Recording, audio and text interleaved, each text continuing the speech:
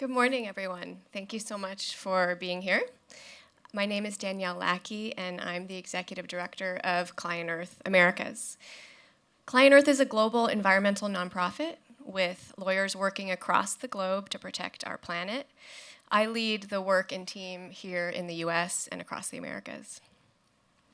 So normally I might share a tiny bit about my own story and then focus on talking about the work. But on January 7th of this year, my personal story and the work became one in a breathtaking and devastating way. So I'm going to start by getting a bit personal.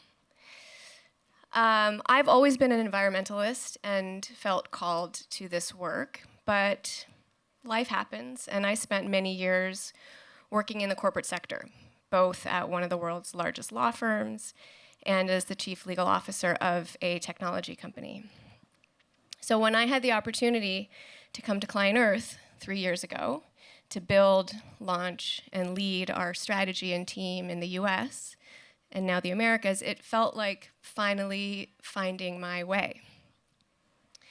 What I didn't expect was that I myself would become a climate victim, that I would lose my home and community in a climate-caused firestorm. I know many in the room lost homes. I know everybody in the room has friends and loved ones who lost their homes.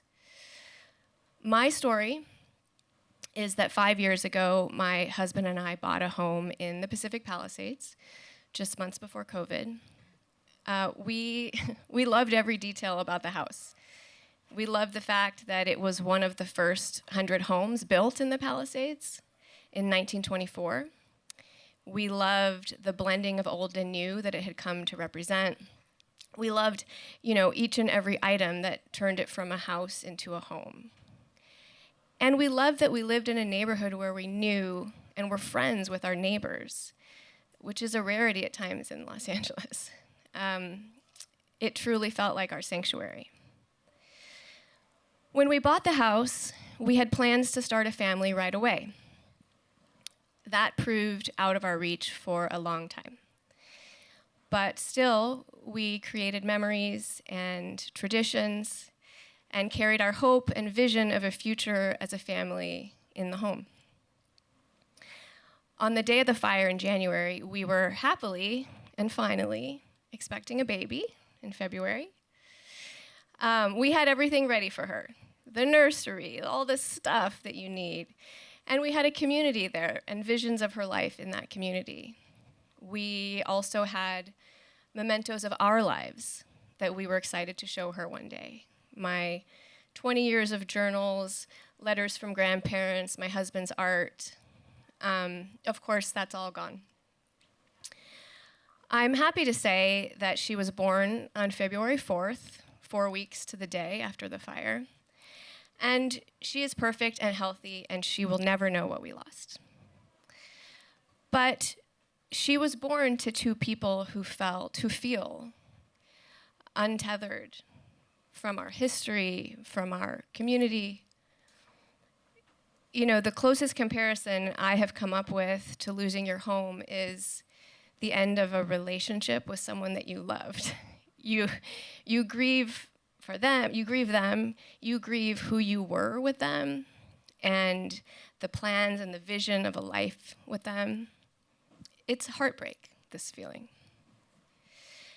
And what I have come to truly feel and get since the fire is that this heartbreak is what we as humans have been doing to other species on the planet for years. And this is what we as humans are doing to ourselves and to each other.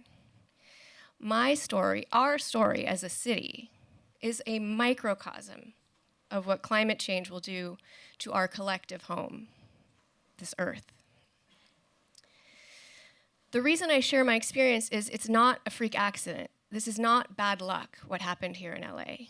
It's part of a bigger system that keeps allowing these disasters to happen and worsen. Some in LA are choosing to point fingers at the city and at the state for their failures in this fire. Now, accountability always matters. Where the city and state have misstepped, I agree. They should be held accountable, sure.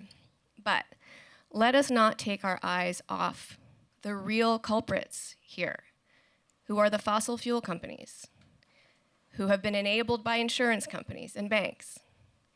These fossil fuel companies knowingly, because they have known for decades, created the conditions for this fire and for the many extreme weather events that we're seeing across the country and around the world.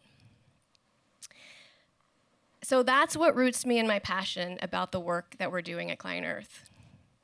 As an environmental organization, our focus at ClientEarth Americas is unique. We focus specifically on corporations, on holding corporations accountable for a livable planet and shedding light on the harm that they are causing.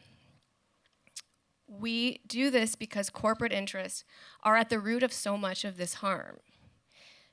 Did you know that just 100 companies were responsible for 71% of global emissions between 1988 and 2018? And the 5 biggest US banks pumped $1.6 trillion into the fossil fuel industry between 2016 and 2023. So, because of our surgical focus on corporate accountability, we at ClientEarth use a completely different set of tools from what you might think of as environmental law. In other words, at ClientEarth, we aren't environmental lawyers per se. We are commercial lawyers, corporate lawyers, securities lawyers, finance lawyers, litigators, fighting for the environment, using the corporation's own tools and their own language, their laws.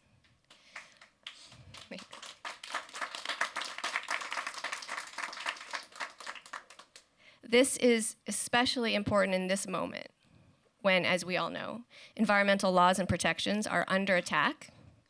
Corporate and commercial laws, these live on. Our team, based in Santa Monica, consists of an amazing group of badass lawyers who left big corporate law firms to come do this work, to find creative ways to use existing commercial laws against the vested interests that are destroying our planet. I'll give you one example just to make this a little bit more concrete. Bankruptcy law. Sounds exciting. Doesn't sound like what you might think of for preserving the planet. So when fossil fuel companies drill oil and gas wells, they are legally required to clean them up, to plug them when they're done pumping. Instead, the industry uses bankruptcy to skip out on the obligation. They routinely offload the wells to undercapitalized companies that can't pay for cleanup and that are intended to go bankrupt or disappear. So when the cleanup time comes, those companies are gone, and the public is left to deal with the toxic legacy. Unplugged wells, when they're not remediated or cleaned up at the end of their life, these zombie wells spew methane amongst many other pollutants. But they spew methane, which worsens climate change, harms property, pollutes communities, and ultimately, we, the taxpayers, are left holding the bag for cleanup. Fossil fuel companies have used this playbook to abandon 3.7 million wells in the United States. More than 4.6 million Americans live within a mile of a zombie well. Unsurprisingly, those affected are disproportionately communities of color.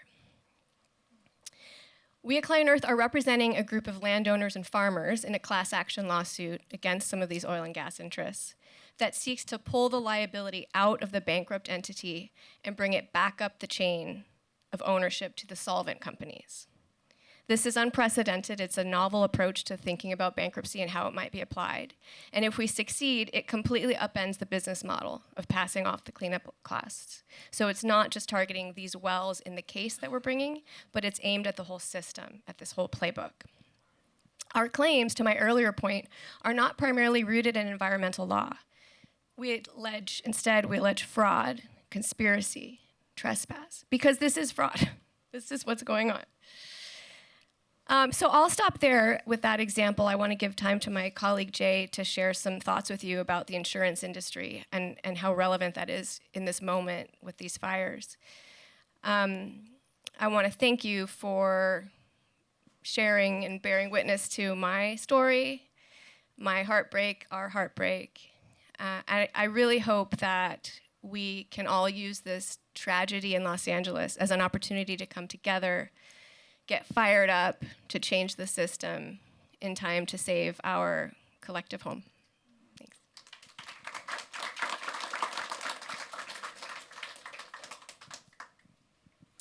Thank you, Danielle, and thank you everyone for coming here to join us in this conversation, and thank you in particular for inviting some lawyers here amongst a group of exciting artists and all. It's nice to be here. So I'm Jay Rossiter. I joined ClientEarth at the beginning of last year, and this was after over 25 years as a commercial litigator at a big law firm up in San Francisco, where I did commercial litigation, representing companies and big corporate interests. But for the last 10 years, I've also spent quite a bit of time working with victims and survivors of the Northern California fires. I would represent them in insurance claims, FEMA claims, even estate claims, anything. And as we know, just the devastation caused so much legal issues for people. So I was doing that for 10 years. And then at one point I said to myself, there has to be something we can do to get behind this. I mean, these disasters are unfolding and they're increasing year by year, but what can we do? Can we take a step back and try to address these disasters and do something about them? And that's where ClientEarth came in. I spoke to Danielle before I came here and learned about ClientEarth. And as she mentioned, let's see if this works here. My slideshow is not proceeding. There it is. We're public interest lawyers that use the power of the law to hold corporations accountable. But the part of that that was the most exciting to me was the part that we're searching for ways to change systems, okay? There are these systems here that are very destructive, and this is what has been leading to this insurance crisis and the wildfire crisis. And so I want to talk to you a little bit about the insurability crisis. As you all know, in this country, there are no climate havens anymore. It used to be that you could go to cities, you could go to states, areas where it's like untouched. But nowadays, severe weather hits everywhere. There is a risk of climate change is going to hit you everywhere. And what that has meant is that there are entire regions of this country, and particularly this state, that are uninsurable now. I mean, we all know it. Danielle knows it firsthand, where insurance companies, after many years, have suddenly said, we're not renewing your insurance policy, or we're not going to insure in this area. It is a crisis. The experts have said that as this escalates, more climate crises, that it is going to lead to massive financial disruption, even more so than what we saw in the crises a couple years ago with mortgages. So the question for us at ClientEarth, and for me, and for everybody should be, what is wrong with the system? What can we do to address the system here, and what is this cascading effect of just disasters and uninsurability?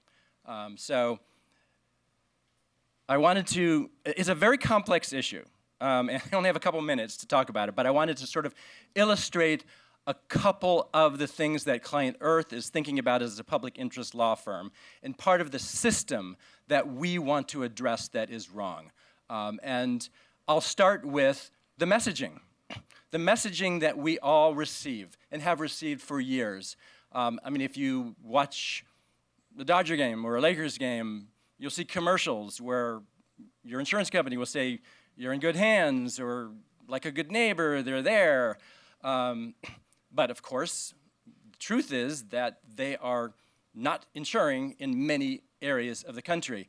And the dark side of this is, as Danielle alluded to, just like the fossil fuel industry, the insurance industry has known since the 1960s and the 1970s about the dangers of climate change. They have very sophisticated modeling. They've been studying this. They know what happens when greenhouse gases increase, when fossil fuel consumption increases. It leads to severe weather events. They've known this at the same time that they've rolled out this messaging, of course, that has locked people in to their mortgages, to their housing across the country and created this crisis. So that's sort of step one as to one of the systems that we're trying to address, or one of the systemic problems. And of course, if you look at the statistics here, if you can see this is a little small writing, I'm sorry about that, but if you go back 40 years, I mean, of course, there have always been severe weather events, but if you look at the statistics, back in the 1980s, we call them billion-dollar-plus disasters. This is sort of how they model climate disasters and weather disasters. Back in the 1980s, there were about 3 a year. By 2023, there are 28. This is in this country, billion-dollar-plus disasters. Okay, and as we know, the devastation in Los Angeles has been estimated to be over $250 billion. I mean, it's staggering. So the other dark side of this, of course, is if you pull back the curtain of the insurance industry. And I just want to go through a couple statistics with you. The fact is, even though that we've been hearing that they can't afford to pay for the losses, they can't afford to insure communities. The fact is, last year, U.S. insurers netted over $900 billion in premiums. And worldwide, this insurance industry last year had a $1 trillion surplus, okay? Just think about that, $1 trillion surplus at the time that we have all these disasters. And even darker is there are facts that were collected by the state of California back in 2022, which actually show that the insurance industry in the U.S. Invested over $500 billion in fossil fuels. So just think about that for a second. The insurance industry is investing in the very risk that they said that they would protect homeowners, small businesses against. So that is part of the system that we are trying to address at ClientEarth. And if you'll indulge me, I put together this really crude graphic, which will be hard to see, but it was fun to prepare, and it shows this vicious circle of what's happening here. So what we have are global insurance companies, and what they do is they set up subsidiaries in California and other states, which of course issue insurance policies to homeowners and small businesses who pay millions, if not billions, across the country in premiums. These revenues go back to the insurance company, and as I said, they invest these in oil and gas and other climate-destructive industries, okay? They get that return on investment along with all the premiums. But as we know, that investment, the increasing infrastructure build-out of fossil fuel, the increasing consumption, we know that scientists have proved that this leads to climate change, okay? And of course, the inevitable climate disasters. I mean, it's a vicious circle here. This is the system that needs to be changed. So at ClientEarth, we're thinking about that. And there, as Danielle mentioned, there are tools that we all know about in the common law that we can hold insurance companies accountable for misleading consumers, okay? For holding their interests above the interests of the people that they said that they would actually protect. There are laws that we can use, and we are exploring ways to actually bring claims against the insurance industry to do that. And I know I'm running very short on time here, but I had one more slide here. As I said, this is a really complex issue.